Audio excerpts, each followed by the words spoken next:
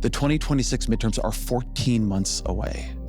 The machinery of the state is being organized to entrench Republican power through redistricting, to control information, to punish and harass enemies, to create a masked paramilitary force roaming the streets. Do you just let that roll forward and hope for the best? Do you guys think the Democrats have the actual backbone to put up a real fight against this authoritarian takeover? And will they use this upcoming government shutdown to actually get some concessions out of these crazy Republicans? Because if there's one thing that people on the left have been asking for, is that they want their leaders to actually do something. They want their leaders to actually fight. And at the end of this month, they're going to have the opportunity to do just that. Now, you guys might remember just a couple months into Trump's second term, we had a similar government shutdown fight that did not go particularly well for the Democrats. On the one hand, everybody in the House was agreeing that we should shut down the government. That way we can draw attention to all of the destruction that Trump was doing to our country. But then you had Chuck Schumer on the Senate side, and he was kind of out there doing his own thing, not really communicating with anybody. And he ends up falling in line with Republicans to fund their government. Now, he would argue that the courts at the time were the only thing really holding the Trump administration accountable. And that if we had a government shutdown, that mechanism of accountability could have been taken away, which means the Trump administration would be handed even more power over the federal government. But the world we are in now does not resemble the world what it was just a few months ago. We are in the middle of the authoritarian takeover. And so Ezra Klein put together a piece arguing that we need to stand up and fight in this moment. And here he is kind of setting up the argument as to why we should do that. If you guys do appreciate my work and want to support the show, please do remember to subscribe. But that bill that passed back in March, funding the government, it runs out at the end of this month. And so now we're facing the question again. Should Senate Democrats partner with Senate Republicans to fund this government? And I don't see how they can.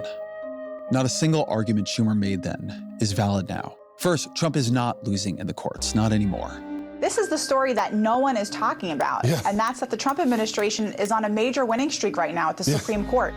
On a recent episode, I asked the law professor Kate Shaw what powers the recent set of Supreme Court decisions seem to grant Trump that Barack Obama or Joe Biden just didn't think they had. Here's her answer. I mean, I think refuse to spend money appropriated by Congress, remove heads of independent agencies protected by statute from summary firing, fire civil servants without cause, dismantle federal agencies. Also just the practices under the Constitution. They didn't think they had the power to use the power of the state to reward friends and punish enemies and engage in self-dealing and enrichment. That is a preliminary list, but I think it's a long one. Those powers Democrats were afraid of Trump getting, he's got them. Yeah, and this is exactly right. Now, I don't particularly like the framing that they're using here. Oh, the Democrats didn't think they had this power, so they didn't use this power, but this isn't really power that is delegated to you in our democratic government. These are the powers that Trump is abusing to take control over as much of the country as he possibly can. The authoritarian takeover is real. It is no longer hypothetical scenarios on what Trump might do, what he might get away with, who might block him in the courts. We are seeing this Supreme Court being complicit in his fascist takeover. It is no longer a hypothetical. So we need to really contend with the facts on the ground as they are now to put up a real fight against this Trump administration. And if that means we need to shut down the government to do so, to get at least some concessions out of these assholes, that's exactly what we need to do. Now, Ezra Klein goes on to, how we've talked about going into the authoritarian takeover, but no, it is basically here. We are no longer in the muzzle velocity stage of this presidency, where Donald Trump is trying things and seeing what sticks. We are in the authoritarian consolidation stage of this presidency. I want to be very clear about what I'm saying here. Donald Trump is corrupting the government. He's using it to hound his enemies, to line his pockets, and to entrench his own power. He is corrupting it the way the mafia would corrupt the industries it controlled. You could still, under mafia rule, get the trash picked up by cement, but the point of those industries had become the preservation and expansion of the mafia's power and wealth. This is what Donald Trump is doing to the government. This is what Democrats cannot fund. This is what they have to try to stop.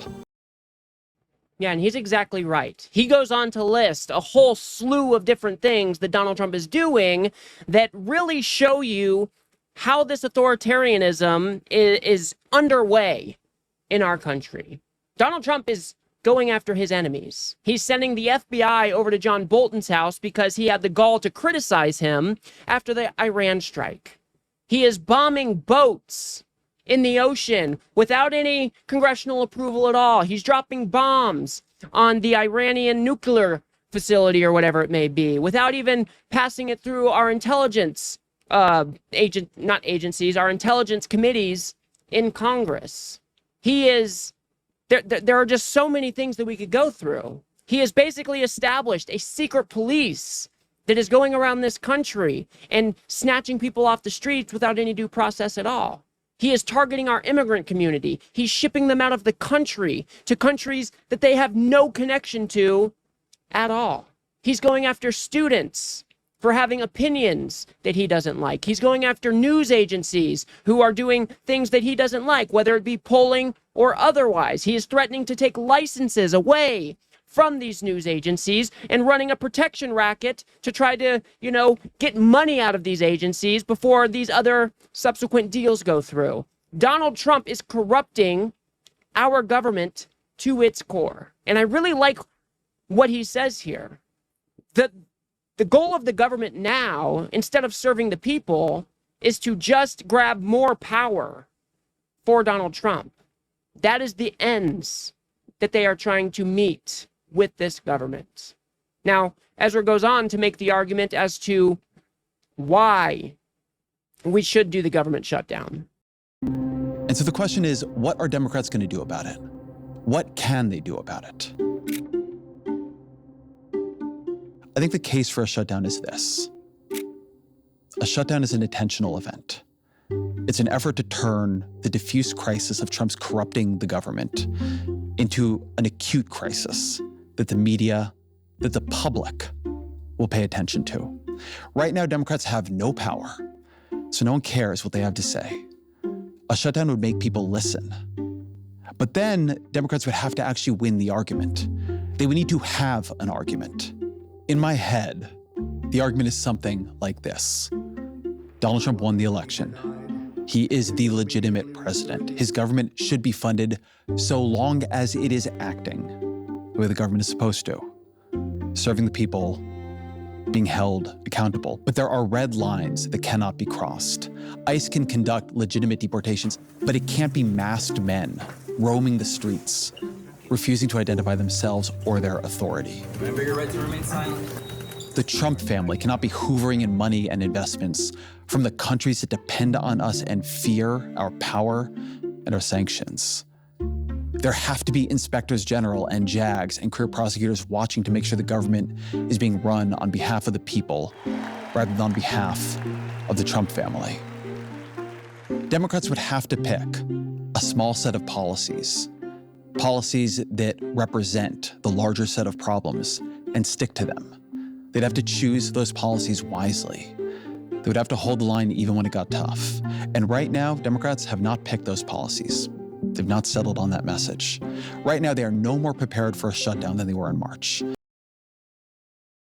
So the argument is that Donald Trump has turned this government into a power mechanism to suck up more power for Donald Trump, right? He has corrupted it to its core. This is the most corrupt president that we have seen in our lifetimes. He's taking in money from overseas. He's taking jets from Qatar. I mean, what we are seeing right now, unprecedented, really just doesn't do it any justice. It is a complete devolution of what our government is supposed to do. The government is no longer working for the people. The government is only working for Donald Trump and his billionaire buddies. Now, luckily, Donald Trump is underwater on nearly every single major issue. This has not changed. He's been underwater on every issue for weeks or even months now.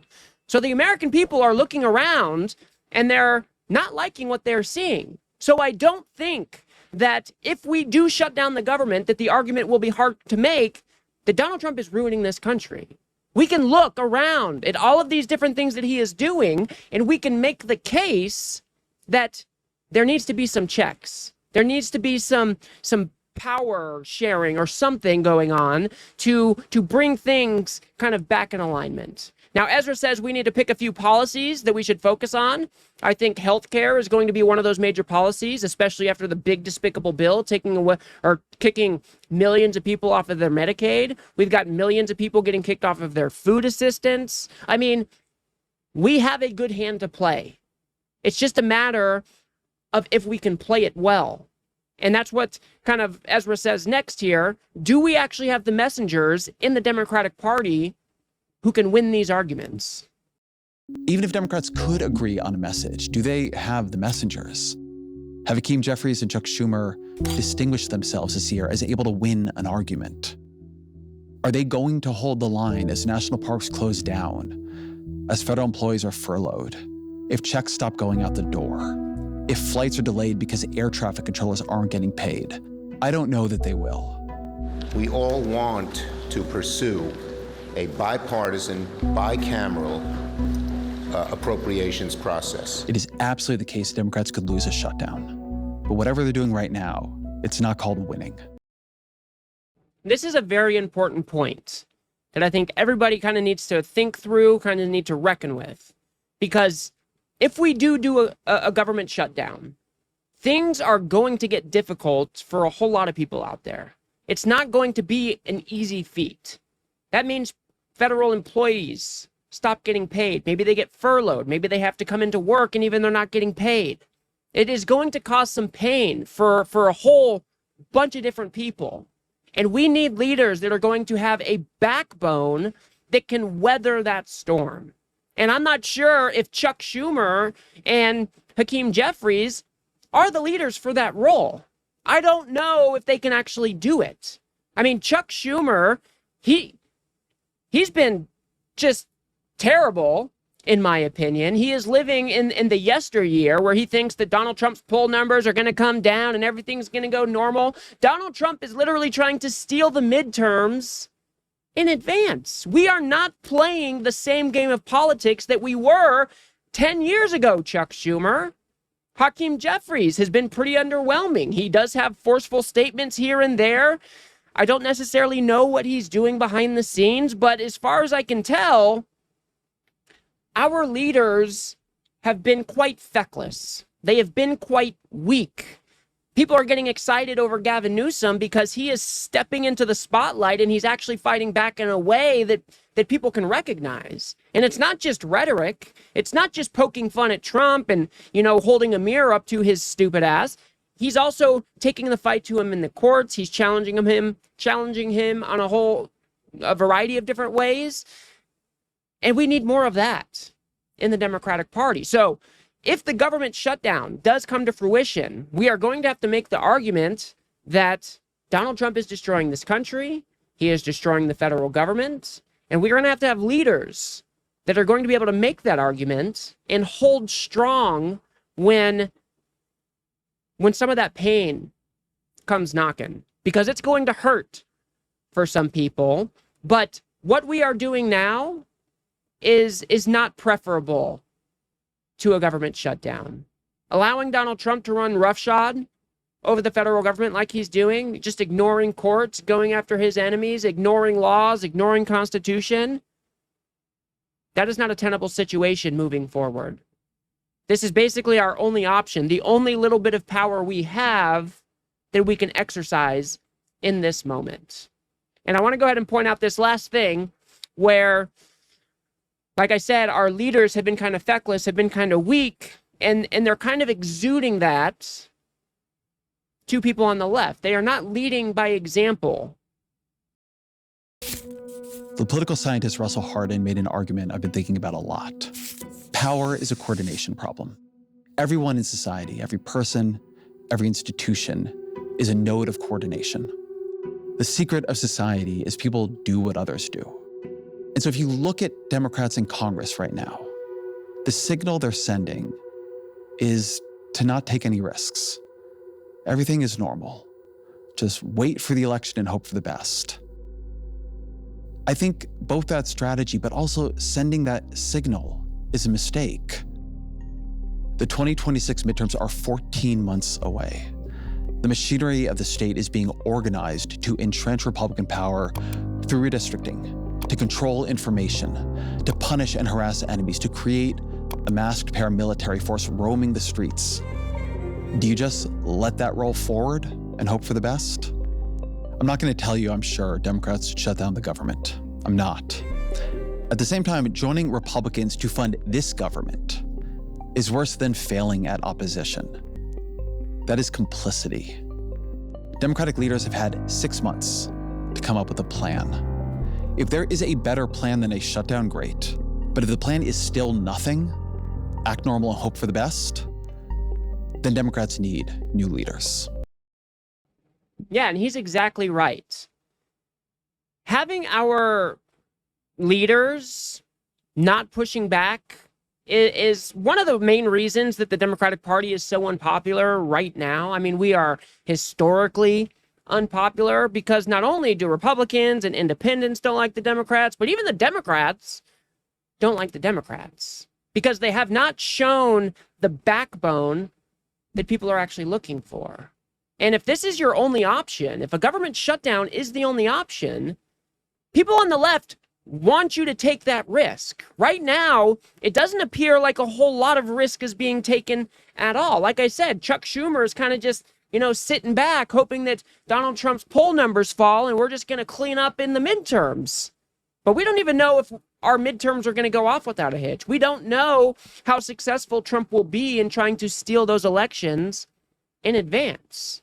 So engaging in a government shutdown, it might be difficult. It will be painful for some, but doing that is much better than doing nothing, doing what we have been doing, because whatever that is, it's definitely not working. So I want to know what you guys think. Do you guys think Democrats should engage in a government shutdown? I think even if they failed at a government shutdown, even if they weren't able to make the argument, even if they weren't able to get the American people on their side as far as the government shutdown goes, it would still be preferable to doing what we're doing now. I would much rather them fail trying something new, trying something risky, than sitting on their hands and hoping everything that's going to work out for the best in the 2026 midterms. So I want to know what you guys think. I think we should be taking risks. I think we do have, like Robert Garcia in the House, he's been putting a lot of pressure on the Epstein files. We do have fighters here and there that are applying pressure in the ways that they can. But like Ezra Klein said, we don't have any power right now. Nobody is really listening to the Democratic Party. So I understand all of that. But if we have some leverage to use here, if we are able to make the argument against this authoritarian takeover and shut the government down until we get actual concessions out of this administration, that's exactly what we should do. And I think one of the concessions that should be on the top of that list is Donald Trump coming out and actually making strong statements against political violence. Because what we have seen after the Charlie Kirk assassination has been absolutely unhinged coming from people on the right. So let me know what you guys think in the comments. I will leave it there for now. If you guys got anything out of this video, please do remember to smash that like button and subscribe. Maybe share with a friend or two. I'd very much appreciate that. We are trying to build something here on the left that pushes back against this MAGA media machine that just launders this authoritarian takeover for Donald Trump day in and day out. So if you do like what I do here, please do remember to smash that subscribe button. Of course, that is free. If you guys want to go a step above and beyond that and help me produce these videos, you can become a member right here on YouTube for as little as $3 a month. Or you can jump over to politiscape.substack.com where you can have my content delivered directly to your inbox every single day without the doom scrolling, without the algorithmic bullshit that we've got to deal with on these platforms. Till next one, guys. Take care of yourselves, and I'll see you on the next one.